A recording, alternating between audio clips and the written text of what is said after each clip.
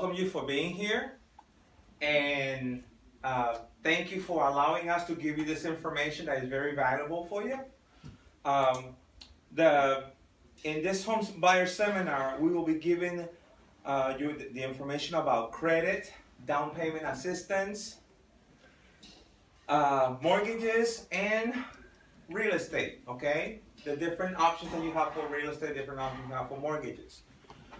This is not a down payment assistance seminar. A down payment assistance seminar is 8 hours long. This is just basically like a mini preview of what you could be seeing there. Where are the markers that we were using? Oh, there you go. Thank you. And so the questionnaire will help you tell you if you qualify or not. Okay? And if you like the information that we're giving you, you think you need our services, you don't have to get them. We're not here to sell you anything.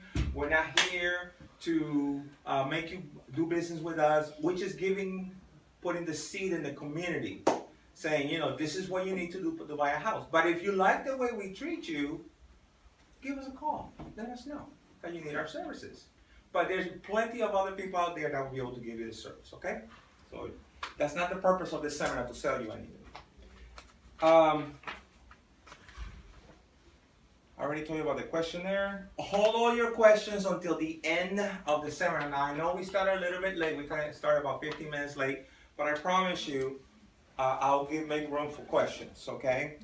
Our speakers are going to be me. I'm the facilitator. My name is Geraldo Rivera. Eric calls me Jerry. I'm from GL Rivera Consulting Services. My business deals with helping people buy a house, looking at their credit, etc. But I'll talk a little bit about that later. I'm also going to have, as a sponsor, I'm going to have Gloria Rojas. She's from Carrington Real Estate. I'm going to do her portion of the seminar, but she's here in case you have any questions on the question and answer. She'll be glad to answer any questions you might have. Okay? Now, our goal here is for you to have a better understanding of how to buy a home and all the resources you have available. That's our purpose here. Okay? Now, having said that, let's get started. Now, let's talk about credit for a moment. Credit is the mathematical. A credit report is like a record of everything that you have, all the accounts that you have that do report to the credit bureau. Okay. Now, if you're like any individual, you don't realize that you need credit until you need it. You don't have to buy a house. You don't have to buy a car. You don't need a loan. You don't care about your credit. Most people don't. Okay. Only when you need it. Only when you're going to do something like this, to solve an emergency, or to be able to come over. That takes over. You have to go to the hospital. Even hospitals check your credit. Okay.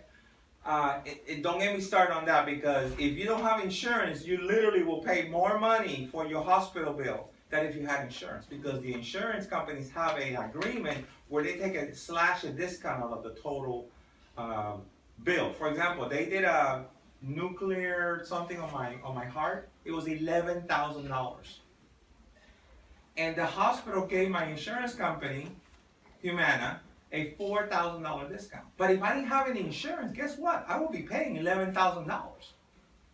Okay? Good credit is a result of careful planning, financial management, and prioritization of your interests.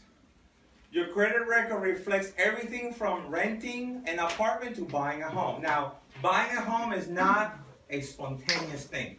You got to plan for it. You got to save money for the down payment. You have to set up your lease where you're living at right now, that you won't have to break a lease when you buy a house.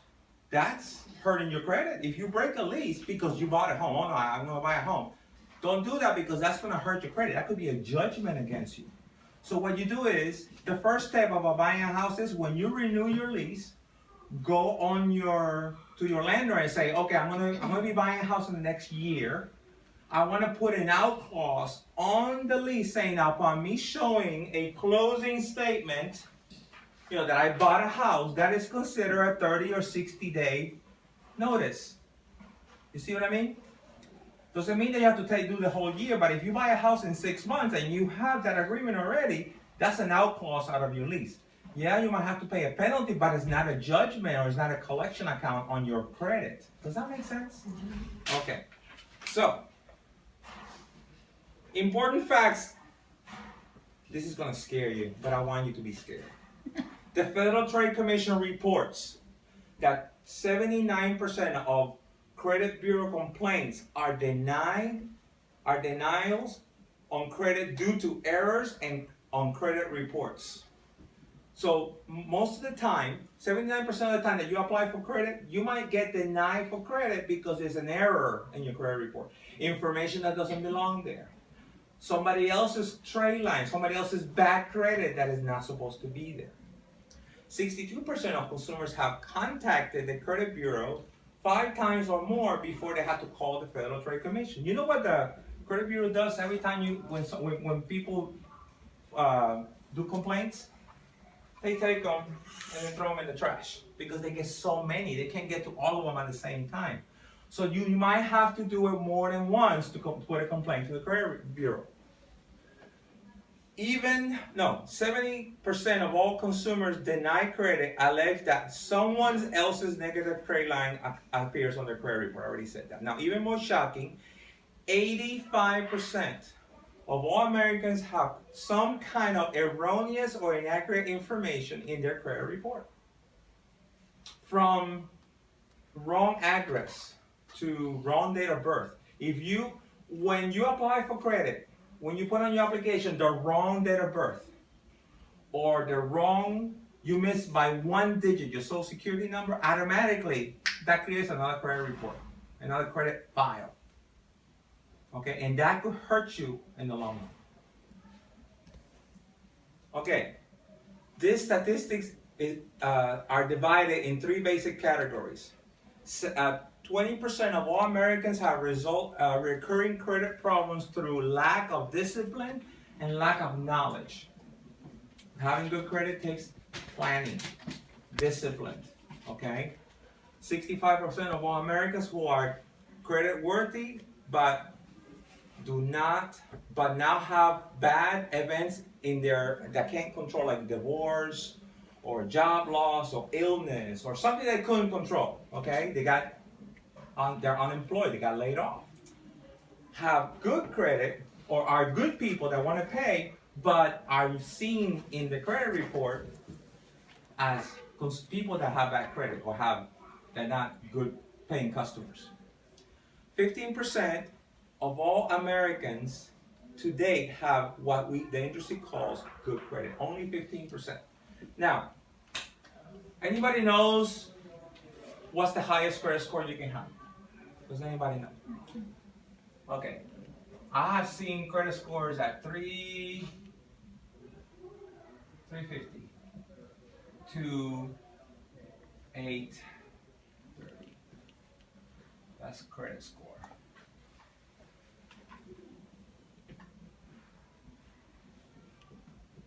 Okay? Right there. Now, what is a credit report? That's what we're going to talk about now. What is included, what is not included. Okay, what is not included in your credit report? Small banks, credit unions, home mortgages. Even though you pay your mortgage on time, it might not be reported to your credit report. Rental payment, like your landlord, your apartment, your house for rent, that does not report to the credit bureau. Utility companies, medical bills, oil companies, savings and checking accounts, insurance companies like auto, health, life, none of that. Cell phones, cable companies, rent to own, and car loans like buy here, pay here. But when is the only time that all these things are reported to your credit report? When, well, wait a minute. I'm writing in Spanish. Fire eraser. Right. Thank you. When you don't pay. If If you don't pay, it shows up on your credit report as a collections or a judgment.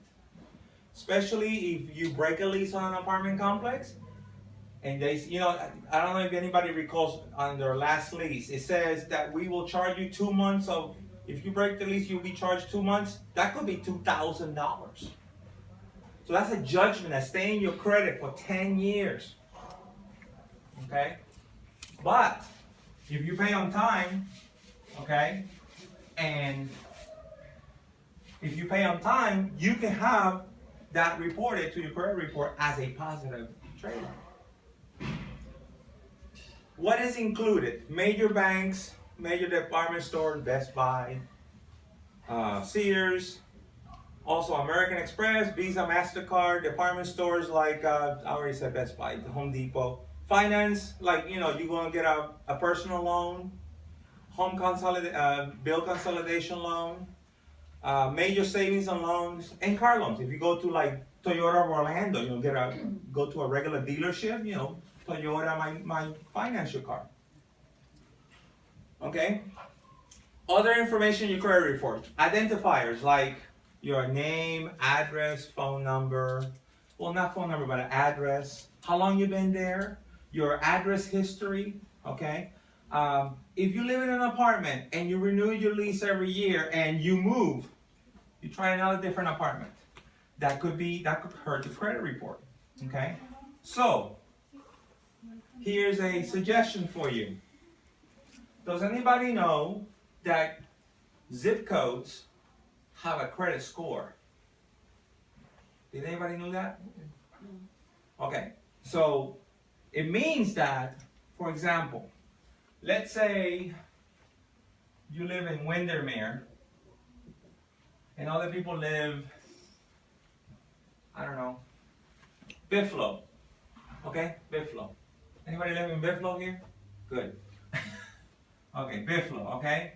Your credit score will be higher in Windermere than in Biflo. Let me tell you why. Especially when you're going to apply for a car loan and car insurance or homeowner's insurance. The likelihood of the crime rate might be higher here than here, because here they have gated communities and the houses are all gated. So going to one of these mailbox, etc. places where it doesn't say P.O. Box on the address, it just says the address and the suite number. Here, this will increase your credit score between 25 and 50 points just by doing that. The other plus about that is, even if you move every year, you have the same address. That's positive on your credit report. Does that make sense? Mm-hmm. Okay. All right. You also have credit inquiries. I hate credit inquiries. When I see somebody applying that has 12, 15, 25 credit inquiries, I cringe, because credit inquiries will hurt your credit report for 2 years. So be wise. Again, we go back to planning. If you're not sure that you're going to get that, don't apply for it. Look at your credit report. We're going to go over that in a minute. But look at your credit report before you apply for credit. Public record, bankruptcies, divorce, judgments, legal tax liens. You don't pay your student loan, they'll put a judgment against your credit. Stay there for 10 years. Credit history. This is where they talk about, if you've been 30, 60, 90 days. Okay? Consumer statement. Did anybody know that a consumer statement or an explanation can be put on your credit report to talk about a particular dispute on a particular account? So if you were not late with Sears last year in February, but you don't have any proof, you have the right as a consumer to put a statement on your credit report saying the reason it says I was late with Sears is because they lost my payment, whatever, up to 100 words.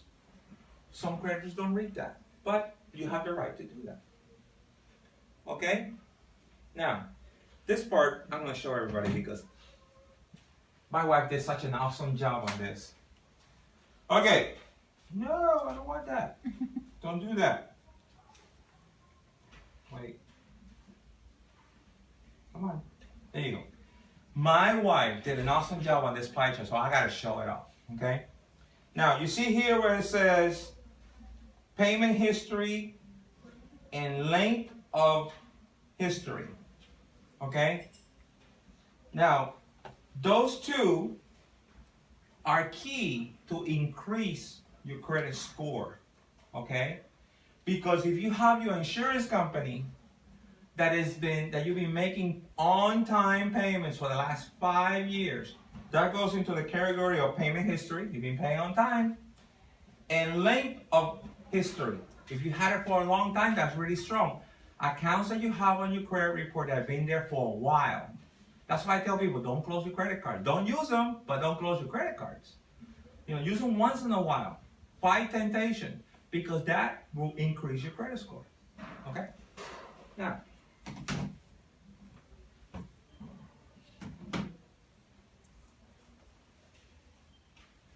a credit score is a numerical summary of your information contained in your credit report. It's a mathematical module. Nobody really knows how it works, because if they know, then they can beat the system. But I have a pretty good idea, okay? Now, let's talk about alternative credit. So, let's say you have your electric bill, you have your cable bill, you have your insurance, especially car insurance. Okay, your cell and utilities. Those 5 could bring your credit score about 50 points if you have been paying them all on time. I know for sure people put this on automatic debit, and they put their cell phone on automatic debit and utilities. Now with utilities, one thing I tell people, go on an average billing. Like call KUA or whoever you have, Duke, tell them, I want to go on average billing. That means that you will pay the same thing every single month. And you can do a budget based on that. Okay? Now, with, let's see. So in other words, we can put these in your credit report as a trade line, one-time trade line, as an alternative credit source. Now, you got to get somebody that knows what they're doing. Basically, it's a legal document that you send to the creditors. They sign it, and it'll say, account number. It'll ask for all the information that should show up on the credit report. Account number, name of the business, when did you open, when was your last payment, when is your next payment, and if you're good, average, or bad. Okay? So get somebody that knows how to do that. Okay? It is essential. Send it to the creditor. The creditor will either fill it out or give you something similar. And then you can take that and either send it to the credit bureau, or you can give it to your mortgage company. They love stuff like this. They'll put it as a supplement in your credit report, and therefore increase your credit score. Okay? Now, 6 ways to boost your credit score. Bring and keep your accounts open. All your accounts open. Keep them open. Don't let them charge. Don't let them get, don't let them go past due. Reduce your credit card balance, but don't pay it off. Another trick. If your credit card is due on the 15th of every month, and your minimum payment is $35 a month, what happens when you pay more than $35? Let's say you pay $75. What happens the next month? You get a bill saying you have to pay $0. Does anybody know that? Yeah, if you pay more than your minimum payment, especially on department store credit cards, if you pay more than the minimum payment, at least twice as much, okay?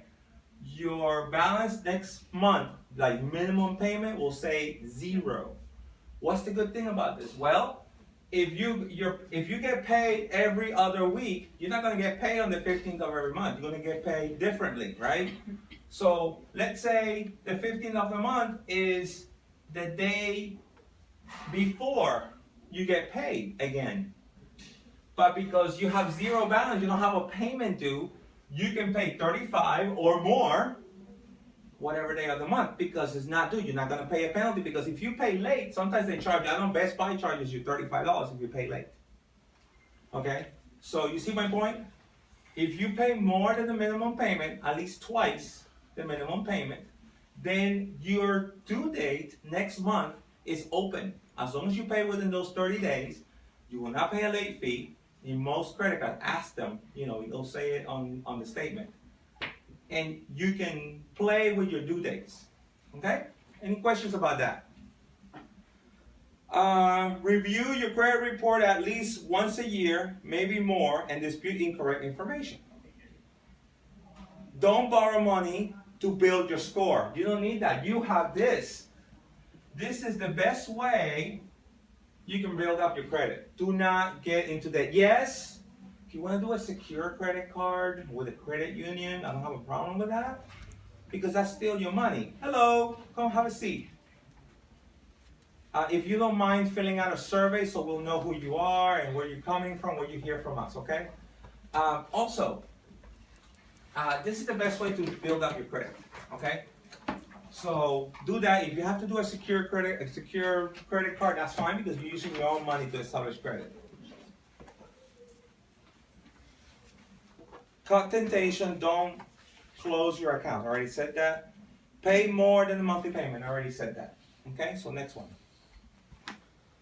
Now, in my resource table, I have some budget forms, and I have some goal setting forms. I also have my ratios. If you want to figure out, when I talk about ratios in mortgages, this will help you figure out what your ratio is, okay? Something really important. Okay, so like I said before, there's a process of disputing something in the credit report. You might have to do it more than once. Okay. Now, how you can get a credit report? A credit report, you can get it through annualcreditreport.com. I'm going to write that down. It's free. It's a portal from the government that allows you to get all 3 reports from the National Credit Bureau agencies. Annual, let me check with my son. Annual credit report.com.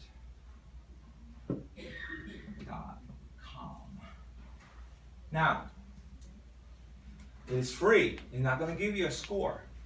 You can get the score if you pay, but don't get it from anybody else know about another agency you can get your report from. What's the name of that other one? Credit Karma. Don't get it from there. Because they'll give you their score, but they're going to try to sell you something.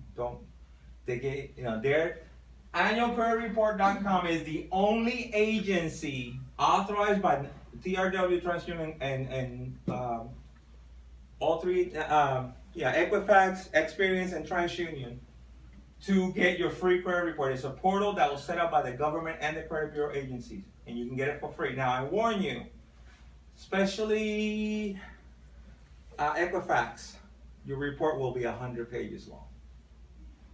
So, do not print it. Save it in a PDF file and put it in your computer. And then, don't kill trees. Put it on your tablet and look at it on your tablet or your computer, okay? If you have a problem reading it, give me a call and I'll translate it for you. I won't charge you anything. I'll tell you what you have in there, okay? I'll give you my opinion what you have to do. I will not charge you for that. That's a free service. And like I said, it provides free credit report every 12 months. It can be, you can look at it. You also can request it by mail or by phone. Some people with real common last names, Smith, or if you're coming from Puerto Rico or from South America, they might ask you to do it in writing. They have a form. And when you do it in writing, you have to send a copy of your driver's license and something else, like a bill in your name.